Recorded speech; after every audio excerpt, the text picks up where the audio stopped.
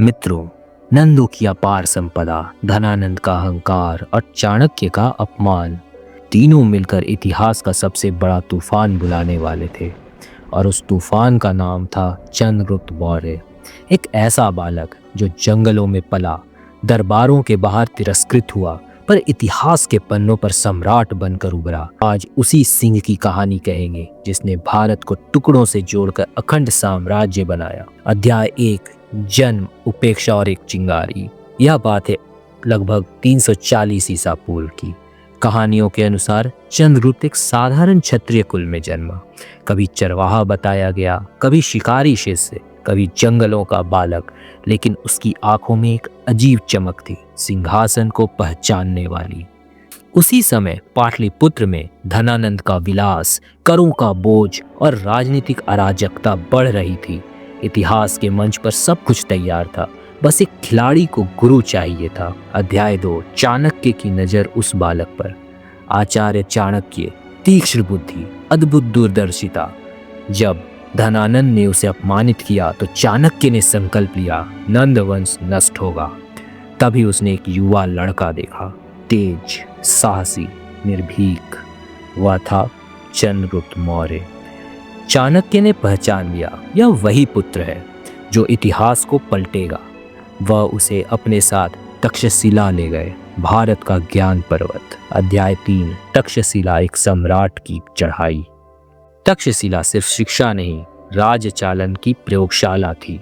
यहाँ चंद्रगुप्त ने सीखा युद्ध कला, गुप्तचर प्रणाली, कूटनीति, अर्थव्यवस्था, राजनैतिक सिद्धांत, मनोवैज्ञानिक युद्ध, सेना की व्यवस्था, सुरक्षा संरचना। चाणक्य ने उसे कहा, राजा तलवार से नहीं, निर्णय लेने की क्षमता से बनता है। यही इन दीवारों के बीच सम्राट जन्मा। अध्याय 4, पश्चिम में तूफान, सिकंदर का आगमन 326 ईसा पूर्व में। इसी समय दूर पश्चिम से उठता है एक और तूफान, सिकंदर, अलेक्जेंडर। उसकी सेना पंजाब के द्वार पर पहुंच चुकी थी। ऐतिहासिक ग्रंथ प्लूटार्क में लिखा है, सिकंदर से एक भारतीय युवक मिला जिसने कहा, हम अपने अत्याचारी राजा को हटाना चाहते हैं। इतिहासकार मानते हैं वह युवक चंद्रगुप्त ही था। सिकंदर ने भारत के कई छोटे राजाओं को हराया, पर नदी पार करने से पहले ही उसकी सेना में एक ही डर फैल गया, मगध की विशाल सेना। यहीं चंद्रगुप्त ने समझा, टुकड़ों में बटा भारत कमजोर है, इसे एक करने का समय आ गया है।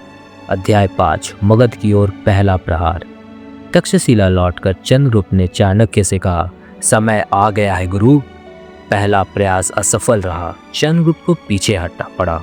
लेकिन चाणक्य बोला, सिंह पहली बार नहीं, अंतिम बार दहाड़ता है। इस असफलता से मगध के जनसमूह में धीरे धीरे विद्रोह की आग बढ़ने लगी। करों का बोझ, धनानंद की अवहेलना, भ्रष्ट अमात्य, सब मिलकर दलदल बन चुके थे। जनता नए राजपथ की प्रतीक्षा में। चंद्रगुप्त का नाम धीरे धीरे फुसफुसाहट बनना शुरू हो गया। अध्याय 6, निर्णायक युद्ध, पाटलिपुत्र की घेराबंदी 321 ईसा पूर्व। 321 ईसा पूर्व चंद्रगुप्त की सेनाएं चारों दिशाओं से पाटलिपुत्र की ओर बढ़ी। पूर्व से गंगा घाटी, उत्तर से वैशाली मार्ग, पश्चिम से सोन नदी, दक्षिण से राजगृह मार्ग। पाटलिपुत्र का युद्ध एक रात में नहीं जीता गया। कई महीनों तक किले की आपूर्ति काटी गई, अंदर विद्रोह उभारा गया, अमात्यों को मनाया गया और अंततः धनानंद भागने को मजबूर हो गया। इतिहास कहता है धनानंद को सिंहासन छोड़ना पड़ा।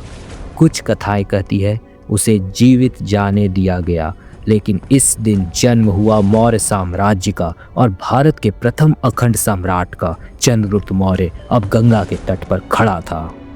अध्याय 7, सेलुकस निकेटर से टक्कर 305 ईसा पूर्व।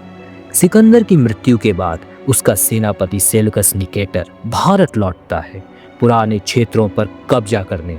पर वह नहीं जानता था भारत नंदों का भारत नहीं था, यह था चंद्रगुप्त का भारत। युद्ध हुआ, कठोर, निर्णायक। सेलुकस पराजित हुआ, संधि हुई, पश्चिमी प्रदेश चंद्रगुप्त को मिले। सेलुकस ने अपनी बेटी का विवाह चंद्रगुप्त से कराया, बदले में 500 हाथी लिए। यूनानी इतिहासकारों ने लिखा, भारत ने एक राजा उठाया है जो सिकंदर जितना महान है। अध्याय 8, प्रशासन, अर्थव्यवस्था, कानून।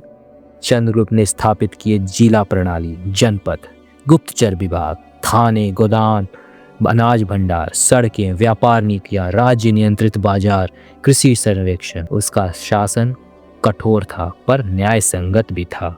मौर्य साम्राज्य भारत के इतिहास का सबसे संगठित प्रशासन बन गया। मित्रों, नंदों के पतन से लेकर यूनानियों की पराजय तक चंद्रगुप्त ने भारत को पहली बार एक ध्वज के नीचे खड़ा किया। पर अब इस साम्राज्य का सबसे महान अध्याय आने वाला था। एक ऐसा सम्राट जो तलवार नहीं करुणा से जीतेगा। सम्राट अशोक, जो भारत को विश्व मानवता की राह पर ले जाएगा।